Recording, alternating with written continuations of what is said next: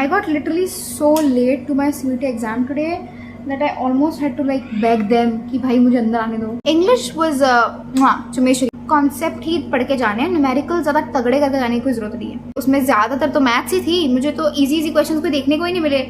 I got literally so late to my CUET exam today that I almost had to like beg them कि भाई मुझे अंदर आने दो.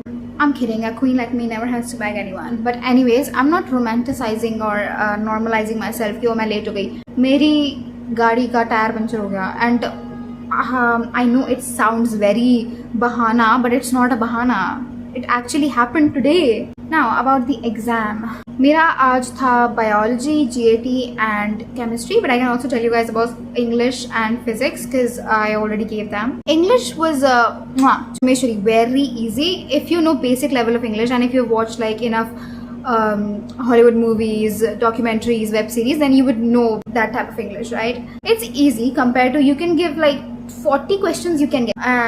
Things that you can get wrong in English is probably vocabulary and also those Latin phrases which are to be translated in English that can also get wrong, like ad hominem, I don't know, status quo type shit, I don't know. Okay. Oh my god, my lamp is dying. About physics in my shift was like really easy. Those are all concept based and I would say one liners. But then I heard कि बाकी में बहुत ज़्यादा difficult भी आ रही है, so it's ठीक है. रही बात बायोलॉजी की, तो मेरी तो आज बहुत ज़्यादा ही टफ आई थी बायोलॉजी भाई. मतलब इंग्लिश और फिजिक्स लेवल देख के मैंने सोचा कि हाँ कर लूँगी ये पेपर, तो मैं जब मैं नीट कर सकती हूँ तो CUET तो कर ही सकती हूँ. It was like really hard, I can't lie. मतलब CUET लेवल नहीं थी, वो हार्ड लेवल ही थी. तो आपको पढ़ना पड़ेगा अच्छे से बायोलॉजी भी, ठीक है. ऐसे मैं सोचना कि बायो कर लूँगी, नहीं कर पाओगे. आई would say 35 questions were easy, 15 questions were actually like आपको डीप इन डेप्थ नॉलेज होनी चाहिए of the topic. Now coming to GAT, I don't know what was it. उसमें ज़्यादातर तो मैथ्स ही थी, मुझे तो इजी क्वेश्चंस कोई देखने को ही नहीं मिले.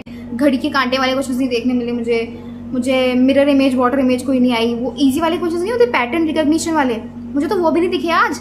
पता नहीं वो क्या ही पूछ रहा था. A का बाप B है, B की बहन C है, C की F से शादी हो गई है. Hold on. About chemistry 2, I think chemistry में दे आर आस्किंग ऑर्गेनिक बहुत ज़्यादा and they are asking inorganic. उसके बाद फिजिकल में as far as I can remember, I think I only saw like 5, probably 5 or 6 numericals. Yeah, mostly it's inorganic and organic. Mostly is organic, then inorganic, then physical. मैं सुबह बहुत नाटक कर रही थी कि ओ मेरा पेपर तो छूट जाएगा आज गाइस. सच में छूटने ही वाला था. Anyways that was it. इससे ज़्यादा मैं क्या बोलूँ भाई, अब करके जाना अपने हिसाब से. किस्मत की बात है वो, तो देखो you gotta do what you gotta do. But main things that I should tell you is English में ज़्यादा परेशान मत होना. अगर आपको थोड़ी बहुत बोलनी आती है, थोड़ी बहुत आपको इंस्टाग्राम लेवल इंग्लिश आती है तो आप समझ जाओगे, ठीक है. बायोलॉजी में अच्छे से पढ़ के जाना पड़ेगा. उसको ईजी लेते, उसको बहुत हम लोग ऐसे रहते हैं कि हम लीनियंट हो जाते हैं, उसका वो नहीं होना है, ठीक है. आई बात केमिस्ट्री में ऑर्गेनिक बहुत अच्छे से करके जाना. You can get maximum of the things right. Inorganic was really easy. Physics में कॉन्सेप्ट पढ़ के जाना, न्यूमेरिकल ज़्यादा मत लगाना. GAT का तो भगवान मान लेगा, देखो उसमें तो कोई कुछ नहीं कर सकता, कुछ भी आ रहा है उसमें, कुछ भी. ओके भाई बताओ कि मैं अभी और वीडियो पोस्ट करूँ क्या नीट के रिगार्डिंग, क्योंकि फिर से नीट हो रहा है. Oh my God.